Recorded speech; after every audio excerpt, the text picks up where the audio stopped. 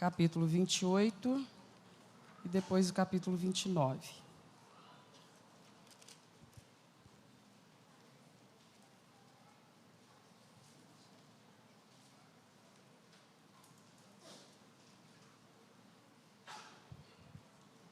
Encontramos? Nós vamos ler os versos 1 e o verso 19, inicialmente, no capítulo 28. Tinha Acás 20 anos de idade, quando começou a reinar, e 16 anos reinou em Jerusalém. E não fez o que era reto aos olhos do Senhor, como Davi, seu pai.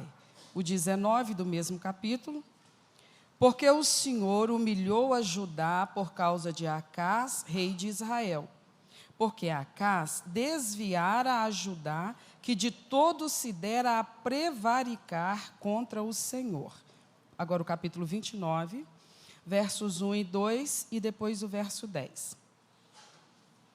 Tinha Ezequias 25 anos de idade quando começou a reinar, e reinou 29 anos em Jerusalém. E era o nome de sua mãe Abia, filha de Zacarias. E fez o que era reto aos olhos do Senhor, conforme tudo quanto fizera Davi, seu pai. O verso 10. Agora me tem vindo ao coração que façamos um concerto com o Senhor, Deus de Israel, para que se desvie de nós o ardor da sua ira. Amém? Vamos orar? Você vai manter sua Bíblia aberta, porque nós ainda vamos ler alguma coisa aqui. Mas vamos orar ao Senhor. Pai, em nome de Jesus, colocamos diante de Ti toda a nossa atenção agora, porque nós viemos justamente para isso, para ouvir o que o Senhor tem para falar conosco, porque Tuas palavras são vida e saúde para a nossa vida espiritual. Então nós estamos aqui nas Tuas mãos, Senhor. Tu podes cuidar de nós agora, através da pregação da palavra, porque o Senhor atua através da Tua palavra, Espírito Santo. O Senhor vai agindo no mais profundo do nosso ser, enquanto falas, o Senhor vai se movendo no lugar, no ambiente, o Senhor vai se movendo no profundo da mente, da alma, do coração, daqueles que estão com sede de Deus, daqueles que estão em busca da presença do Senhor.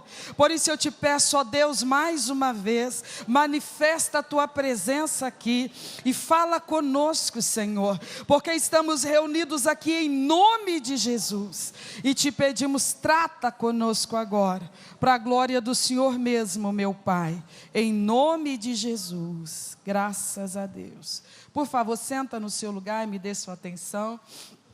Nós vamos refletir para podermos entender que o Espírito Santo do Senhor, Ele sempre está agindo na nossa vida, enquanto vivos nós estivermos, nos dando oportunidades de refazermos a rota, de revermos nossos passos, nossa trajetória. Eu preciso que você olhe para mim, por favor.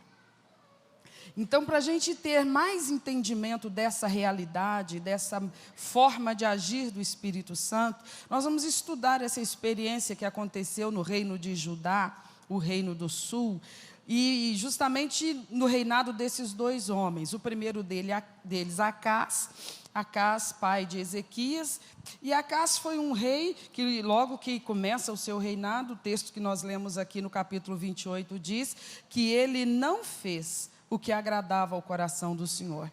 Ele substituiu seu pai no trono. Seu pai lhe havia deixado um exemplo importante, porque o seu pai havia sido um rei segundo a vontade de Deus, os mandamentos de Deus, e Acás foi criado nesse cenário, no convívio de um pai que era temente a Deus, que era obediente a Deus, mas apesar disso, ele seguiu por outro caminho, ele preferiu uma outra orientação, e então quando chegou a vez dele de governar, ele pegou o estado, ele pegou a nação de Judá, organizada nesse sentido espiritual, no sentido social, no sentido cultural, tudo estava nos conformes. Por quê? Porque o seu antecessor, que foi o seu pai, tinha sido um homem zeloso disso. Então, quando Acás pegou o reino, estava fácil, era só manter, a coisa já estava em ordem. As diretrizes já estavam determinadas, o rumo já estava estabelecido, a população do estado de Judá estava já com a mentalidade formada, já estava todo mundo naquela perspectiva, como poderíamos dizer hoje, naquela pegada, sabe? Já estava todo mundo consciente, era preciso só manter, porque quem veio antes dele construiu a base, construiu o alicerce, estava fácil. Era só manter. Obviamente, tinha um preço a ser pago. Era só manter, pagando o preço. Era só manter o zelo, o cuidado com as prioridades, com as coisas mais importantes. E Acás cresceu vendo esse exemplo todo, conhecendo essa perspectiva, essa mentalidade do pai, e a forma com que a população absorveu a mentalidade do pai dele, e todo mundo cooperando, todo mundo naquela mesma visão, naquele mesmo projeto. Mas quando ele assume o trono, ele desvirtua tudo, era a vez dele. Era a vez dele. Ele, enquanto esteve ali naquele reino, sob o domínio e o governo do seu pai, ele pode até não ter deixado muito claro e óbvio que o coração dele era contrário àquilo tudo, porque ele era súdito do rei, embora fosse o sucessor natural, mas por enquanto ele ainda não era rei, então ele tinha que se submeter à mentalidade que o rei estava implantando e a maneira como o rei estava governando. Mas depois que o seu pai morreu e ele se tornou rei, aí é que o povo foi conhecer o coração daquele moço. Porque a partir do momento em que ele tomou a posição de governante, ele mudou tudo. Mudou tudo. O texto que nós lemos aqui no capítulo 28, os versículos que nós lemos, versículo 1 e o versículo 19, diz que ali ficou em evidência o que estava no coração dele, a mentalidade dele. Ele, na verdade, não amava a Deus, ele, na verdade, não temia a Deus, ele, na verdade, tinha outra perspectiva, ele tinha outros alvos, outros objetivos. Ele não queria ficar dentro daqueles limites do temor a Deus, da reverência a Deus, da obediência a Deus. Ele não queria limites. Ele queria liberdade total de ação. Ele queria fazer experiências, ele queria tentar caminhos e soluções, ele queria implantar, novas possibilidades no reino. Ele acreditava que daria certo. E ele não apenas tinha isso para si, e começou a implantar isso no reino, de modo que a população tinha que se submeter. Ele era o monarca, ele era o governante. Ele não era um mero presidente que ia cumprir um mandato de alguns anos e depois seria substituído por outro. Era o regime da monarquia. Ele era o soberano, ele seria rei enquanto vida ele tivesse. Isso podia significar 5 anos ou 50 anos. Enquanto vida ele tivesse, ele era o governante. Como monarca, ele tinha poder de vida e de morte. Então ele estava estabelecendo mudanças muito radicais, considerando o ritmo que o povo estava vindo. O povo vinha num ritmo que o pai de Acás tinha estabelecido, de uma conduta que tinha o zelo, que tinha o cuidado, que tinha vigilância, que tinha atenção voltada para agradar a Deus, para não afrontar a santidade de Deus, para atrair a graça e a bondade de Deus, a presença de Deus. Acás agora muda tudo e ele começa a agir de uma forma tão contrária ao que ele tinha visto o seu pai fazer, e o povo foi vendo, talvez num primeiro momento se assustasse com aquela mudança toda, talvez num primeiro momento o povo ficasse meio desconfiado e atribulado e frustrado. Mas eu sei te falar que o que nós lemos no versículo 19 nos conta que com o passar das semanas e dos meses e dos anos, o poder de influência daquele rei pegou no povo. Ele conseguiu vender a ideia, porque chega um determinado ponto, segundo o que nós lemos aqui no versículo 19, que o povo estava igualzinho a ele já, pensando igual a ele. Ele transferiu mentalidade, ele transferiu visão de mundo, ele conseguiu arrebanhar a mentalidade daquele povo de uma tal maneira que pessoas que até alguns anos atrás estavam seguindo, muito satisfeitos na dinâmica do pai de Acás, de temor a Deus, de reverência e de obediência a Deus, eles agora já estavam igual como Acás, considerando aquilo tudo coisa desnecessária. coisa que não era prioridade. E eles agora estavam alinhando sua mentalidade com a mentalidade do rei. E a coisa ficou não apenas no âmbito dos pensamentos, das ideias, porque tudo começa no âmbito dos pensamentos, das ideias, mas depois vai para o âmbito do comportamento. O poder da mentalidade está aí. É porque a maneira como eu penso define a maneira como eu me comporto. As coisas em que eu acredito determinam a maneira como eu lido com essas coisas e com as que são contrárias a elas. Então a vida ali no reino de Judá, no reino do sul, foi se tornando caracterizada agora por essa nova maneira de pensar. Tem que quebrar o jugo, tem que quebrar o peso da religião, tem que se libertar de tantas limitações, de tantas imposições.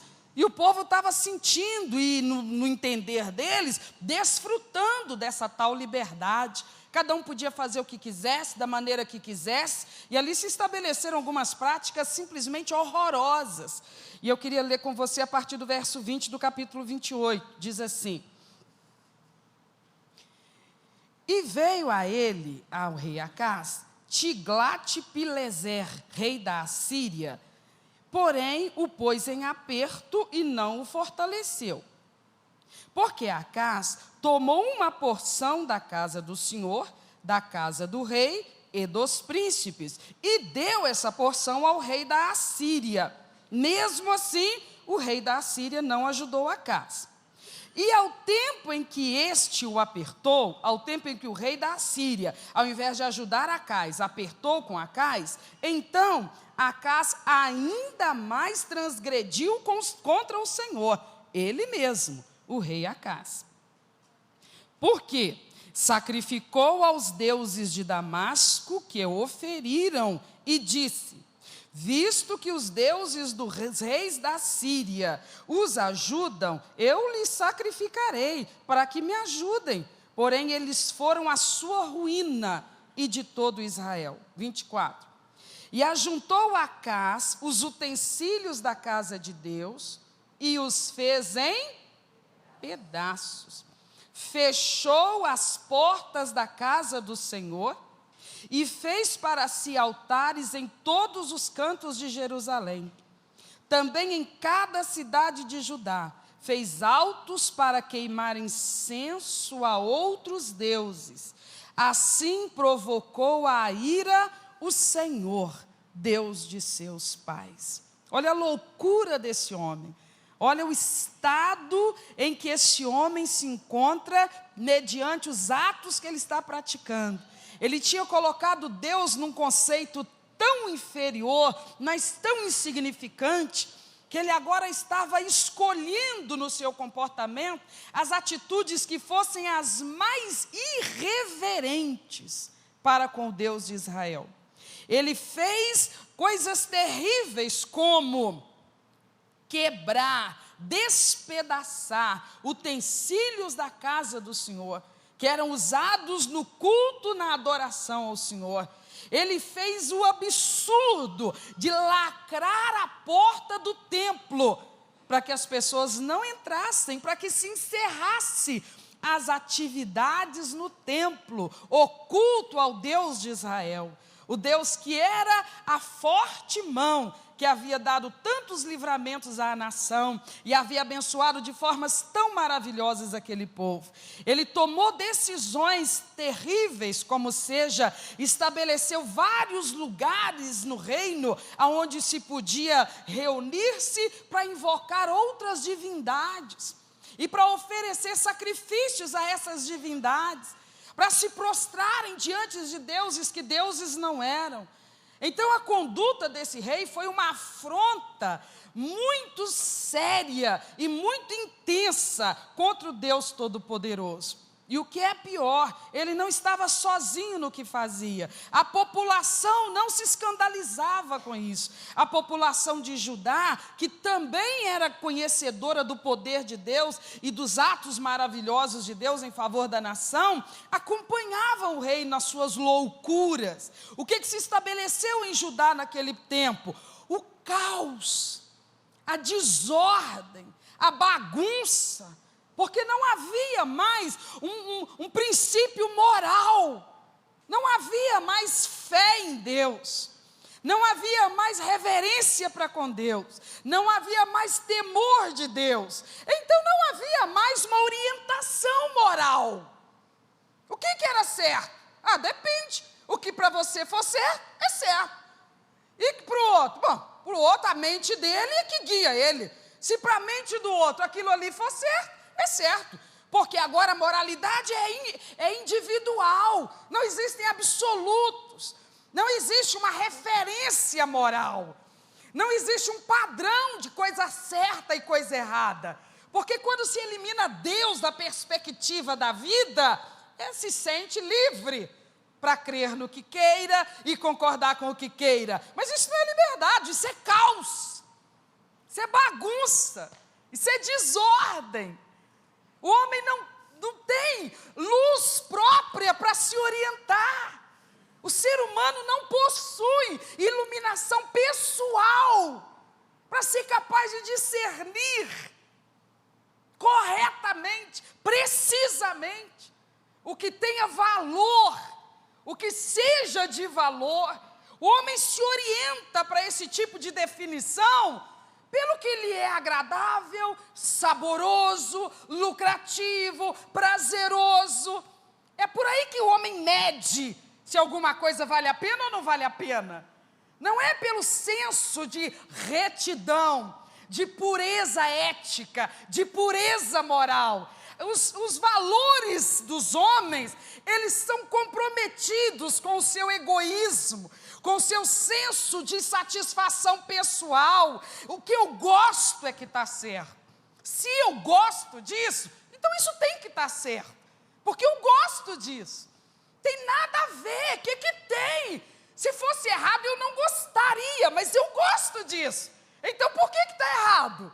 Essa é a visão humanista, distorcida, de uma espécie criada à imagem e semelhança do Todo-Poderoso, criada para glorificar a Deus com seu modo de viver, mas por conta do desastre ocorrido no Éden, na queda, contaminou a nossa visão, e nós não somos capazes de orientar a nós mesmos, independente dessa coluna principal a nortear a nossa vida, que é a realidade de Deus.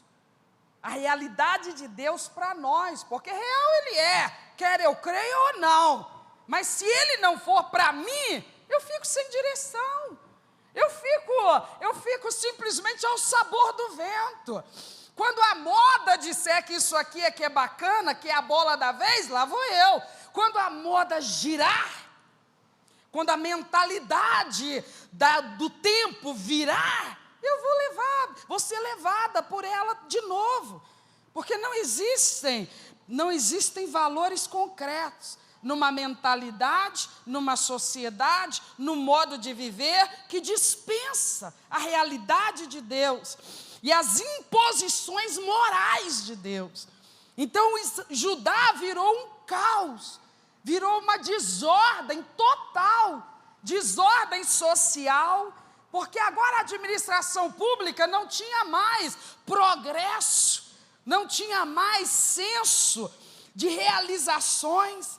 Ele tentava aliança com o rei, não dava certo, ele insistia, mesmo sabendo que o outro rei estava numa senhora de uma má vontade, ele insistia, mesmo sabendo que o outro rei não queria amizade com ele, queria inimizade, queria perseguir, queria prejudicar.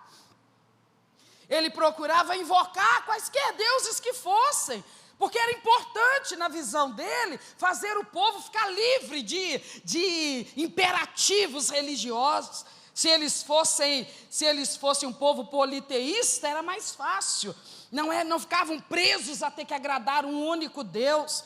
Se por acaso não estivessem agradando um, teriam outro para recorrer.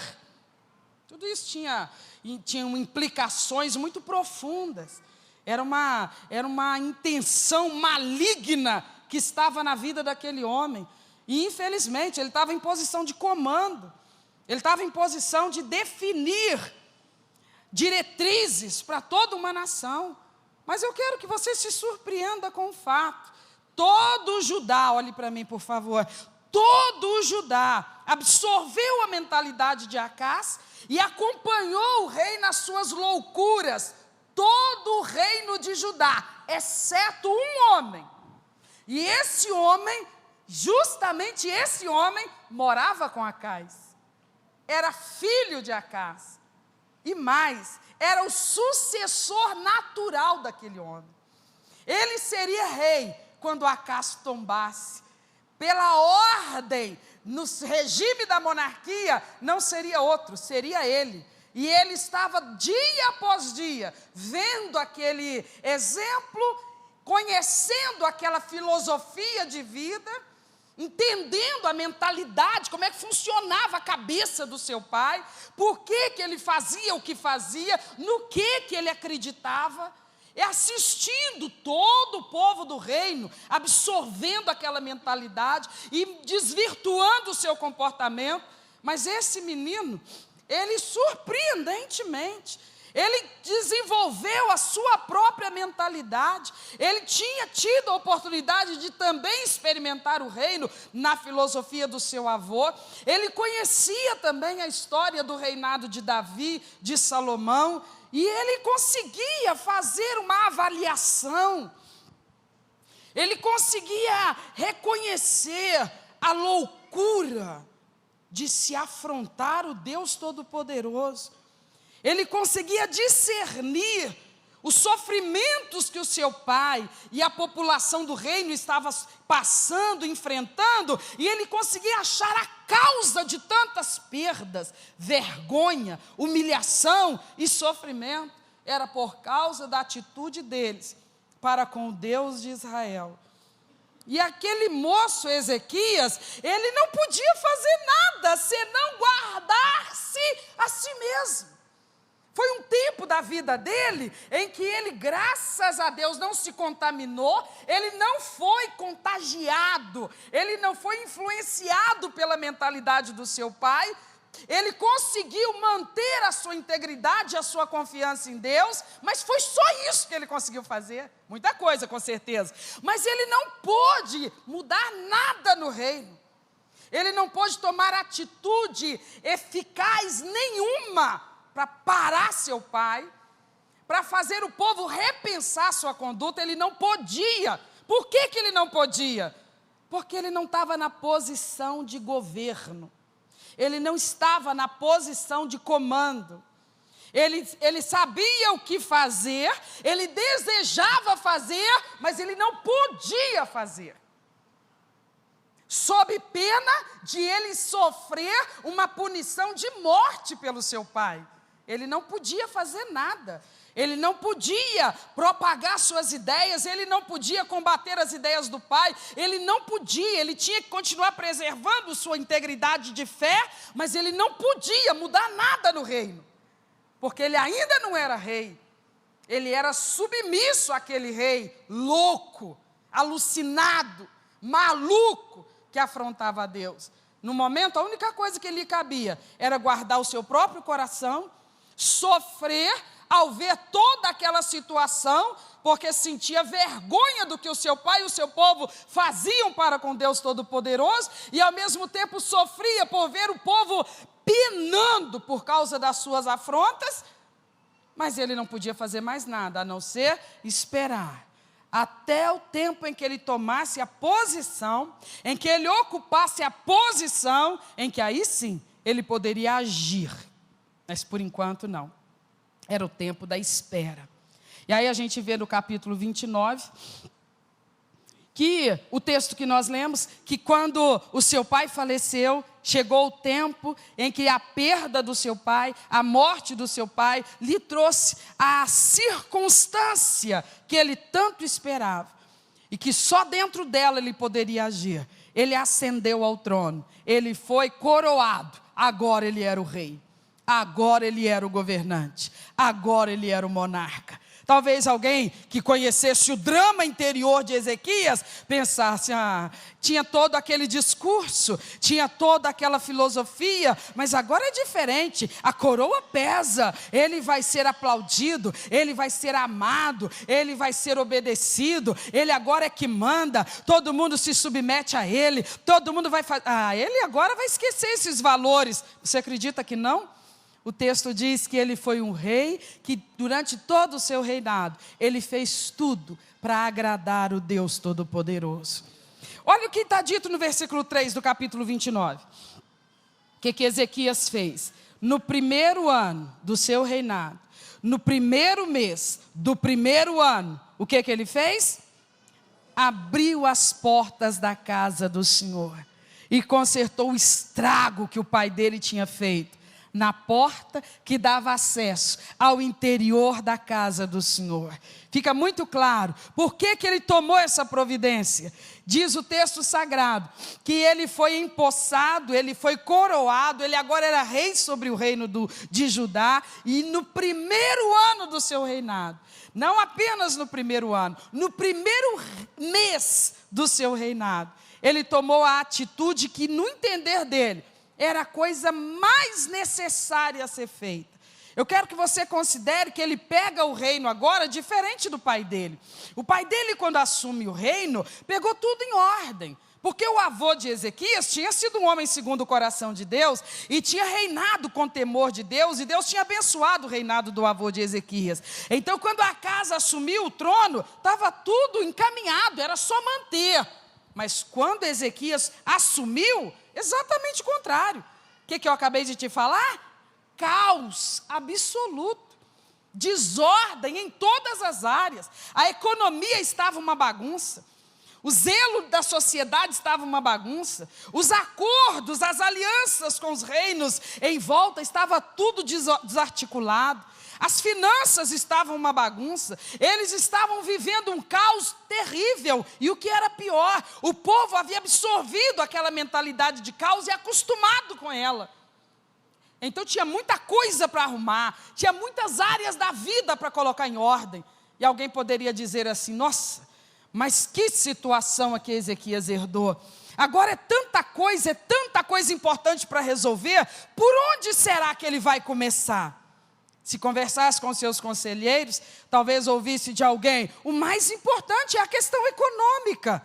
Talvez se conversasse com outro, alguém dissesse: o mais importante é a questão política. Nós precisamos de aliados. Vai que alguém se levanta e vem contra nós para nos invadir e nos levar cativos. Como é que nós vamos defender a nós mesmos sem exércitos amigos que venham em nosso socorro? O mais importante é a questão política. Talvez alguém dissesse: o mais importante são as questões sociais. O povo está precisando de alimento, o povo está precisando de teto. E tudo isso seria verdade. Mas Ezequias não precisou pedir conselho para ninguém, porque ele tinha o entendimento dele. Ele sabia que tudo isso era prioridade, tudo isso era necessário. Mas o que mais que ele sabia? Ele sabia que na relação das coisas que são prioridades, é preciso uma organização. Porque tem coisa que é prioridade principal. Tem coisa que, ainda que seja prioridade, é prioridade secundária. Tem coisa que é prioridade, mas não só prioridade, é a principal das prioridades. E foi justamente esse o entendimento que Ezequias tinha. Quando o texto nos diz que no primeiro ano, no primeiro mês do primeiro ano de reinado, tinha tanta coisa para arrumar, era tanta bagunça na frente dele, mas ele não teve nenhuma dúvida. Ele sabia a primeira coisa a resolver, a primeira coisa a consertar, a primeira coisa a focar toda a nossa atenção é o nosso relacionamento com Deus.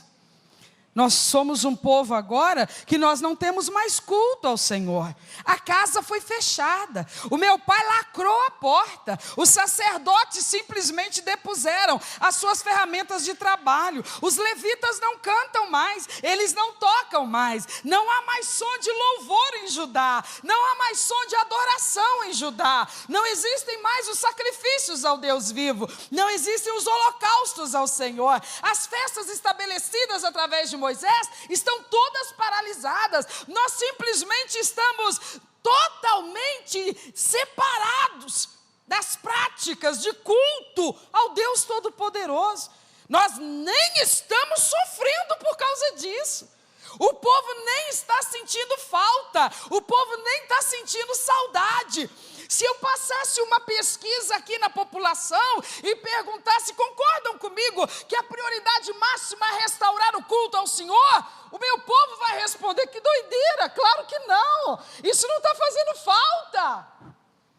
Se eu perguntasse aos moradores de Judá, aos integrantes da nossa nação, concordam comigo que a prioridade absoluta é começarmos por aí, consertando com Deus, voltando-nos para o Todo-Poderoso, revendo nossa postura diante dEle, considerando a realidade de que sem Deus nós não somos nada nesse mundo?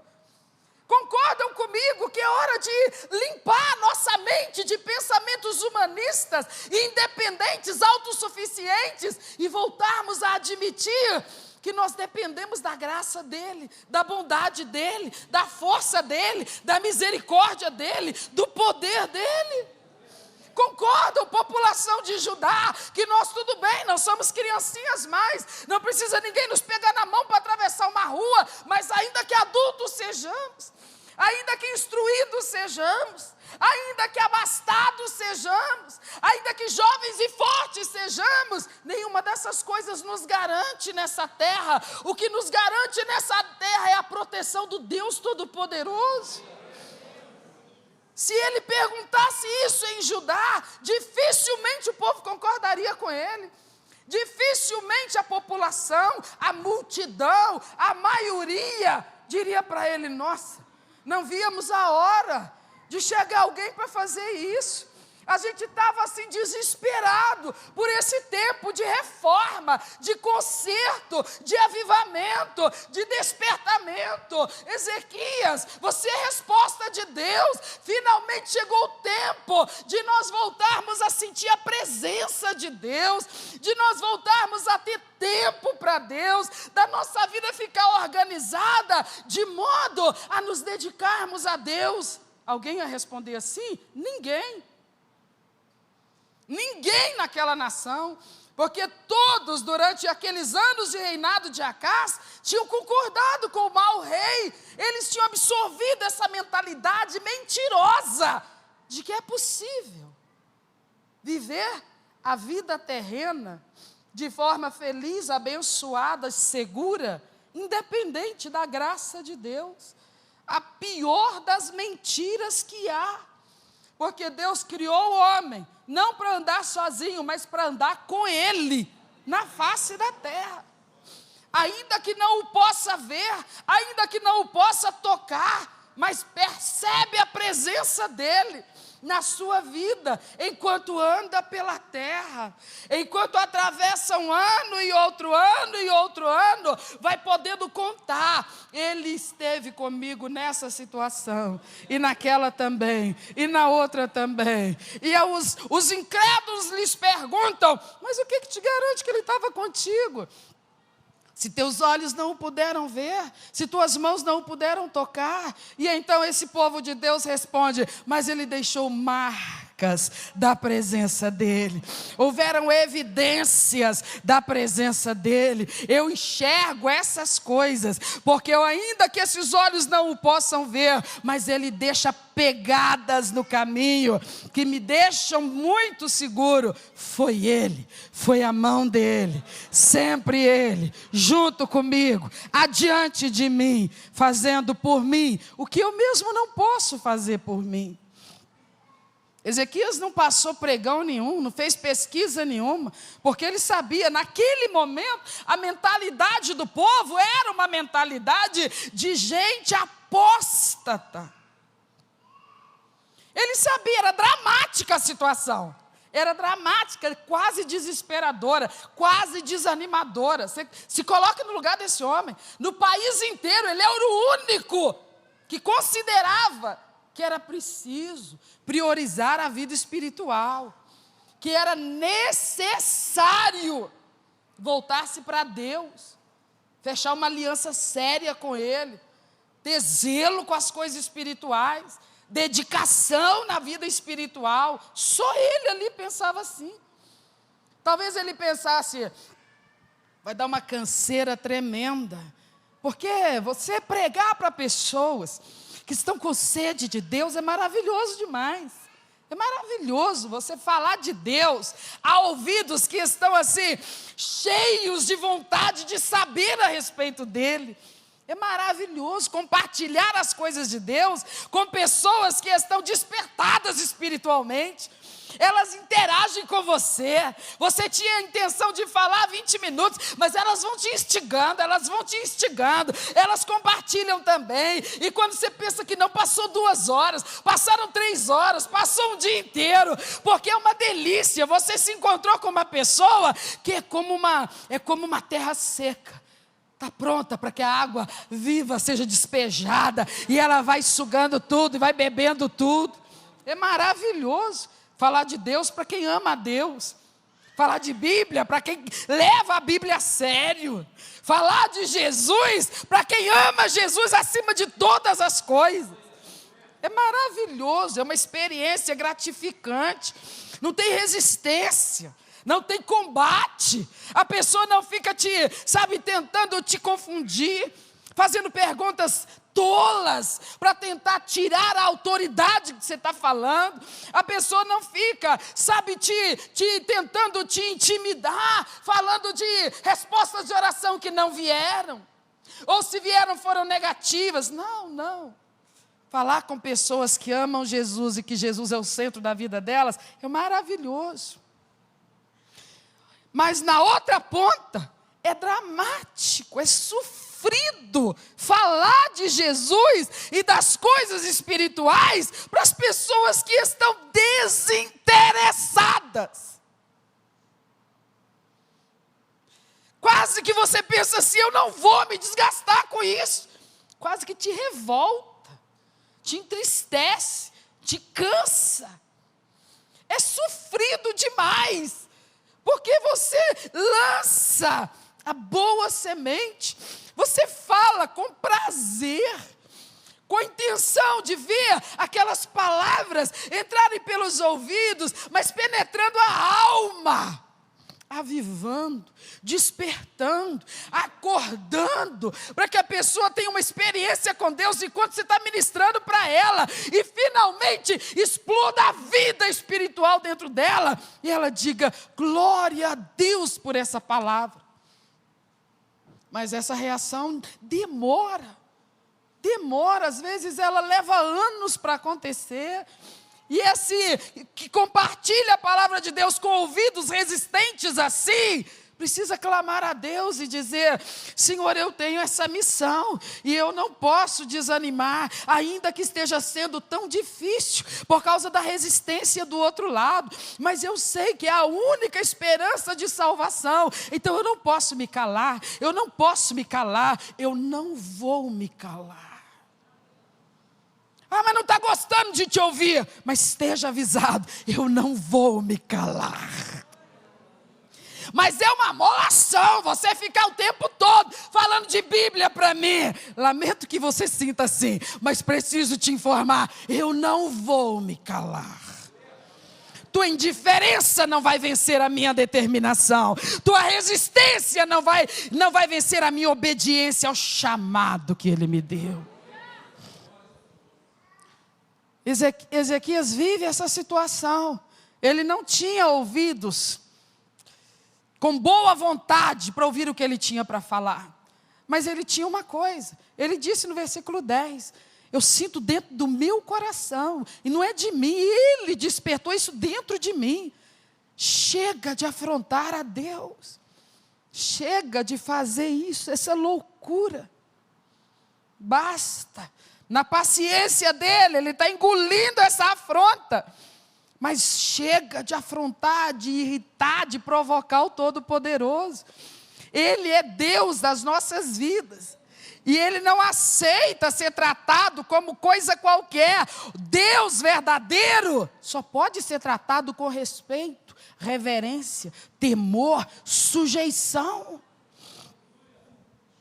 Então o texto sagrado diz que no primeiro ano, no primeiro mês, ele mandou começar a limpar a casa, porque tinha anos que o templo estava fechado. Tinha anos que não acontecia um culto ali dentro. Tinha anos que a população de Judá não entrava por aquele recinto para servir e adorar o Deus Todo-Poderoso. Era muito pó, era muita sujeira. Então ele convoca os sacerdotes e os levitas. E ele diz para eles: abram a porta, consertem a porta que o meu pai quebrou. Entrem no templo, limpa tudo, faxina o prédio, deixa tudo limpinho, deixa tudo brilhando, porque vai voltar a ter festa lá dentro.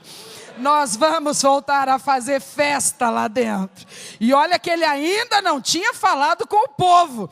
Ele estava nesse momento falando com a classe sacerdotal, ministerial, dizendo: vocês têm estado de braços cruzados, vocês têm estado com o seu ministério paralisado, porque era a ordem do meu pai, mas agora o rei sou eu, agora eu é que estou na posição de mandar, e a ordem que lhes transmito da parte do Deus Todo-Poderoso: vamos voltar, cada um ao nosso posto, porque chegou de novo o tempo de servir ao nosso Deus.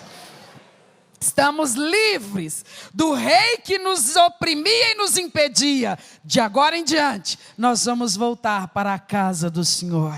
Nós vamos voltar a cultuar o nosso Senhor. Quando o rei fala essas coisas, a palavra do Senhor diz que o povo começa a se reorganizar. O sacerdócio, os levitas, o texto vai nos dizer aqui em todo o capítulo 29, o primeiro culto que acontece ali, uma festa linda, uma festa maravilhosa, o Espírito do Senhor demonstrando a misericórdia de Deus, a graça de Deus, se manifestando no meio de um povo, que merecia, na verdade, era o juízo de Deus, rigoroso, vigoroso, porque tinha sido muita afronta, mas o Senhor Deus, Ele responde ao chamado e Ele manifesta a sua presença. Se você em casa ler o restante do capítulo 29, você vai ficar preso a essa leitura, porque a descrição é muito vívida e é linda, é maravilhosa.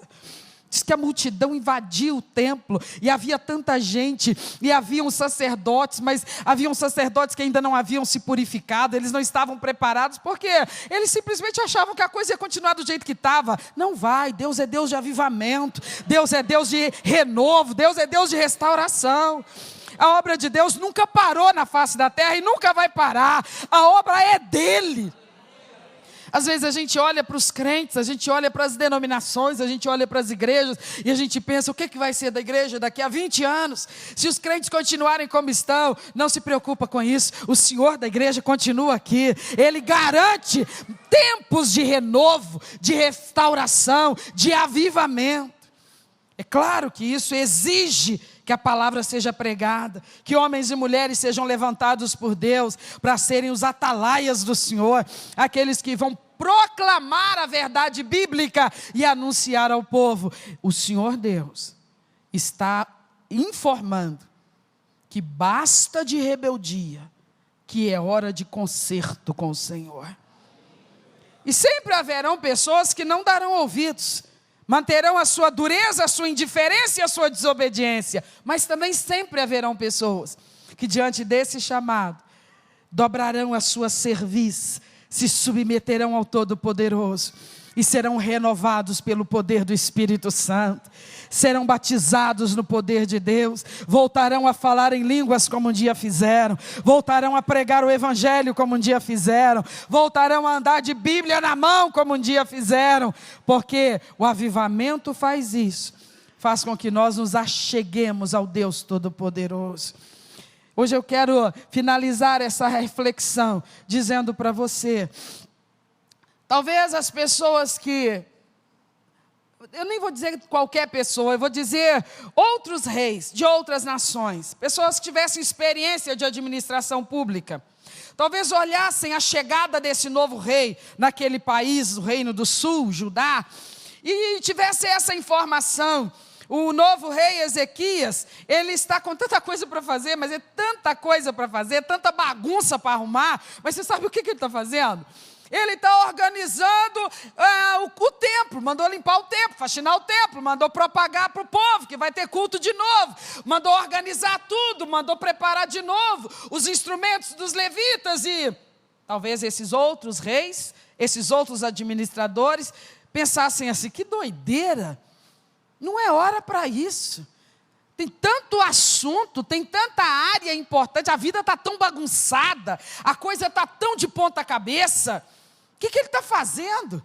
Você está vendo o que dá a pessoa lidar com as coisas, com o aspecto da religiosidade? Muitos administradores, colegas conhecidos de Ezequias, talvez dissessem, isso é religiosidade. O que tem a ver as coisas da vida? O que tem a ver com a vida espiritual? Uma coisa é uma coisa, outra coisa é outra coisa. O jeito que se vive o matrimônio é uma coisa, cultuar a Deus é outra coisa. O jeito que se lida com o dinheiro é uma coisa, cultuar a Deus é outra coisa. Não existe paralelo, vínculo, não existe ligação de uma coisa com a outra. Isso é espiritualizar aquilo que é secular. Tem coisas que são terrenas, seculares, do dia a dia, da vida. Não tem conotação religiosa, não tem conotação espiritual. Talvez fosse a leitura que muitos fizessem da atitude de Ezequias. Talvez seja a conotação que muita gente faz sobre mim, sobre você. Quando nós compartilhamos alguma coisa, e nós estamos vivendo algum drama, algum problema, alguma necessidade, alguma preocupação, alguma dificuldade, e aqueles colegas de trabalho, ou de escola, ou da família, sabedores do que nós estamos enfrentando, virem para nós e perguntam, e o que você está fazendo? E a gente diz, eu estou indo para o monte orar. O quê? Se os problemas são tão graves, como é que você está lidando com eles? Você está indo para o monte orar? Meu Deus, isso é religiosidade, gente, isso não resolve nada. É o que dizem para mim, é o que dizem para você. Eu estou sabendo do teu drama, eu estou sabendo do teu problema, estou sabendo da tempestade lá na tua casa. O que tu está fazendo para resolver isso? Eu estou nas madrugadas com Deus. O quê? Madrugada com Deus resolve alguma coisa? É o que dizem para nós. Qual foi o resultado do exame? Qual o diagnóstico do médico? Nossa, mas é grave demais. O que você está fazendo a respeito disso? Eu estou com a minha equipe de intercessores, em jejum e oração, clamando ao Deus Todo-Poderoso.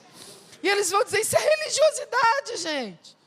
Isso é pegar as coisas do dia a dia e espiritualizar elas, e achar que elas são resolvidas no âmbito das coisas e as práticas espirituais. E nós dizemos, vocês pensam assim, por isso é que vocês agem como agem. Enfrentam suas tribulações, enfrentam seus dissabores, enfrentam suas calamidades, e quando elas vêm e querem esmagar vocês, tamanho o peso delas, vocês não buscam a Deus nem nessa hora. Vocês não se humilham, não se quebrantam, vocês não caem do seu salto, do seu pedestal, vocês não se ajoelham, vocês não levam a testa no pó, vocês não se humilham na presença do Todo-Poderoso, vocês não clamam humildemente a Ele, vocês se recorrem a tantas coisas, vocês buscam em tantas portas, em tantos caminhos, mas vocês não se humilham, nem quando a coisa aperta. É assim que vocês funcionam.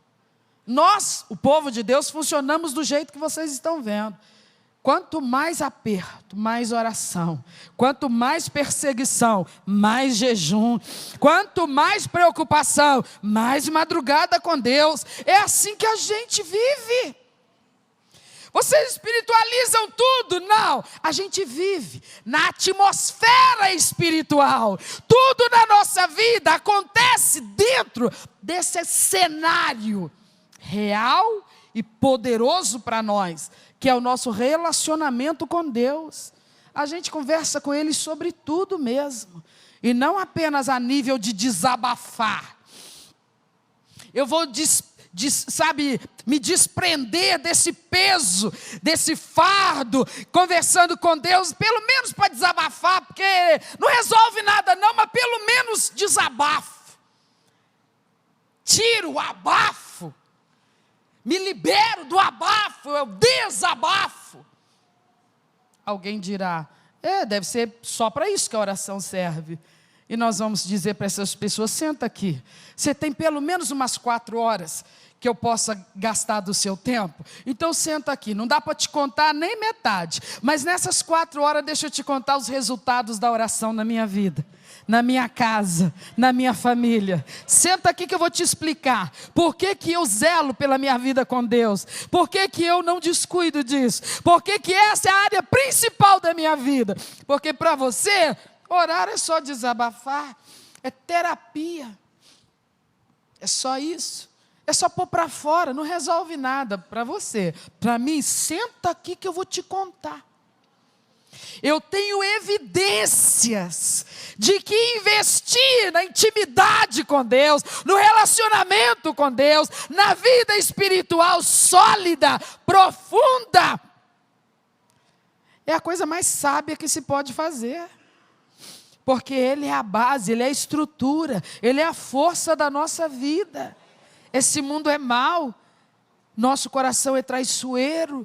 Nós podemos viver coisas que nós nunca imaginávamos que íamos ter que viver. O ano foi difícil, como o pastor Roberto disse. Tem pessoas dizendo que o ano foi terrível. Mas você sabe, o ano foi um ano da revelação de Deus nas nossas vidas, do agir de Deus nas nossas vidas. Nos momentos mais difíceis que esse ano trouxe para nós, nós pudemos perceber quão perto Ele estava de nós. Essa proximidade não nos imunizou, de qualquer forma a dificuldade chegou, mas olha que diferença.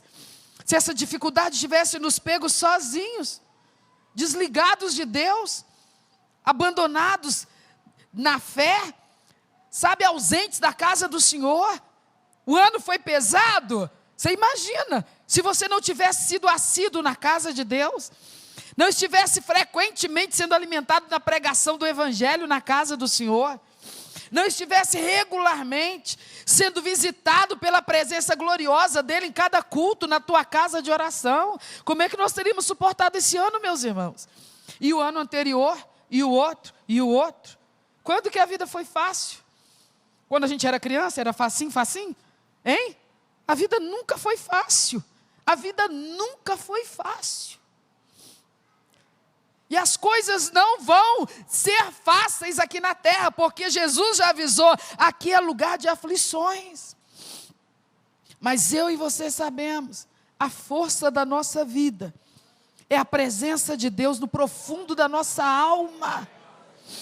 Quando diante das ameaças que nos rodeiam, nós simplesmente sabemos, eu não estou solto, desprotegido, eu pertenço a alguém.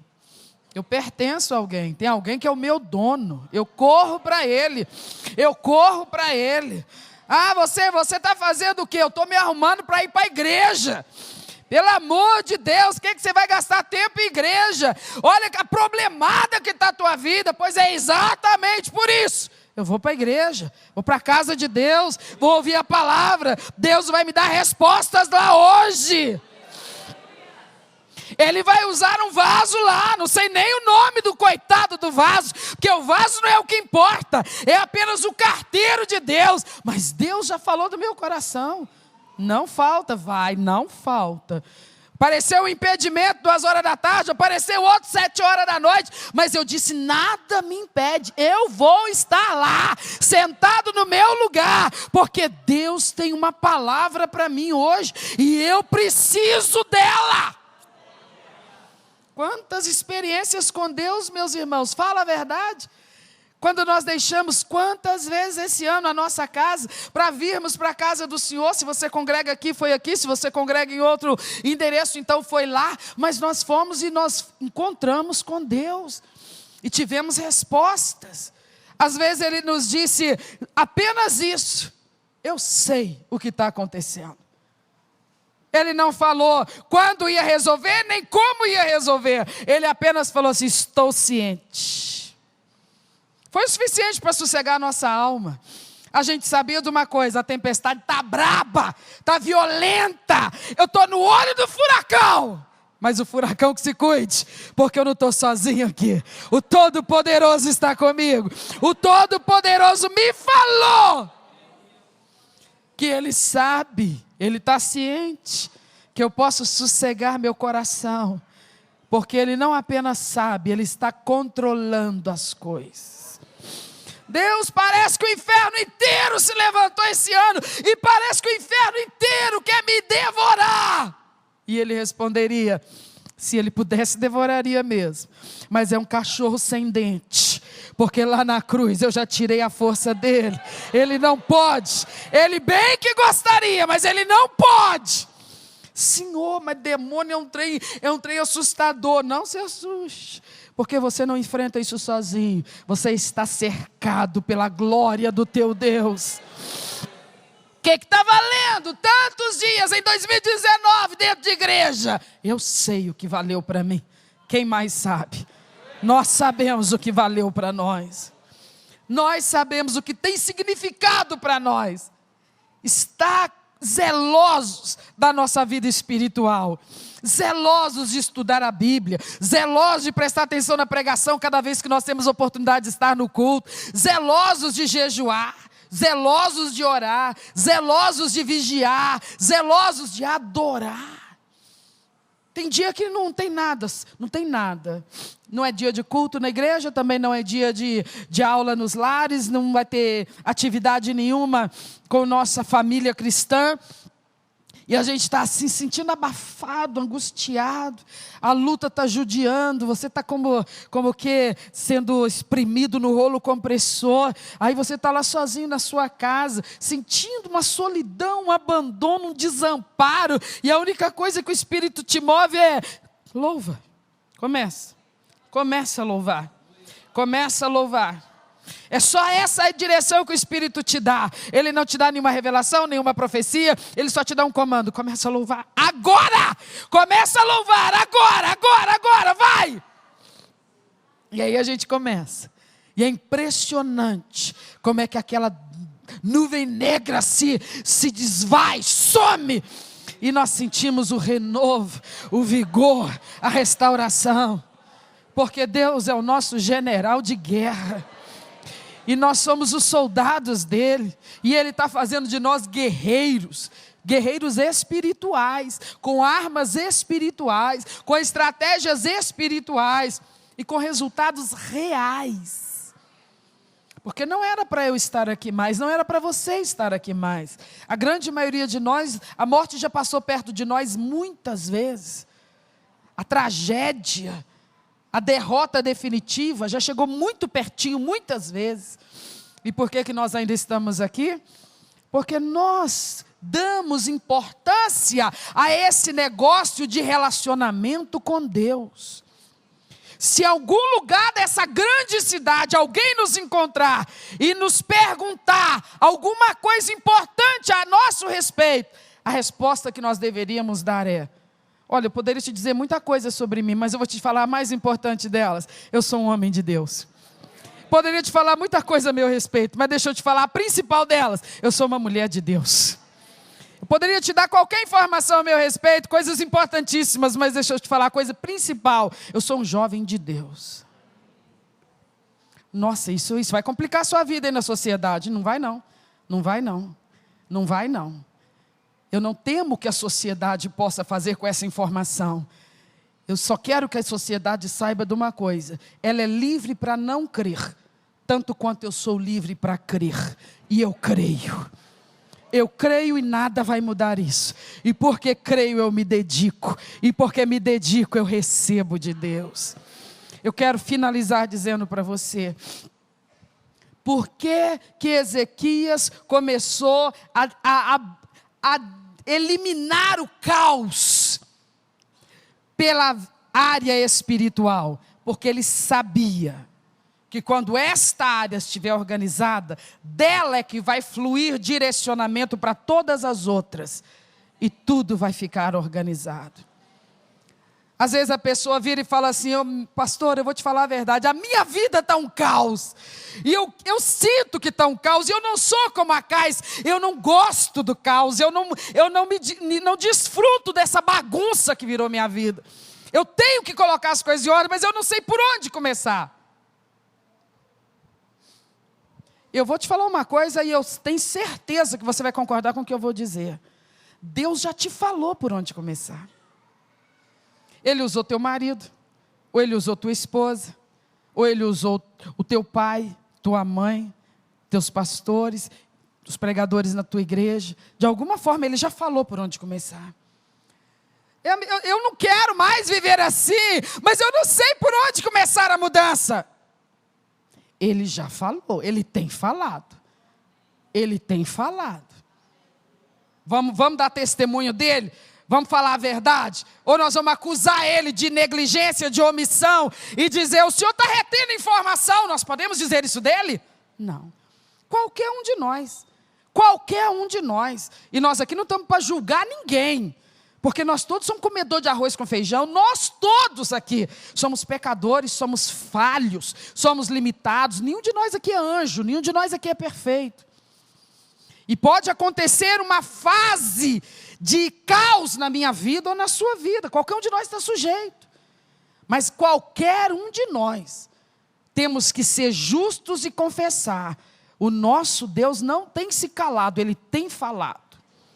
Ele tem falado, Ele tem orientado, falta de orientação não é.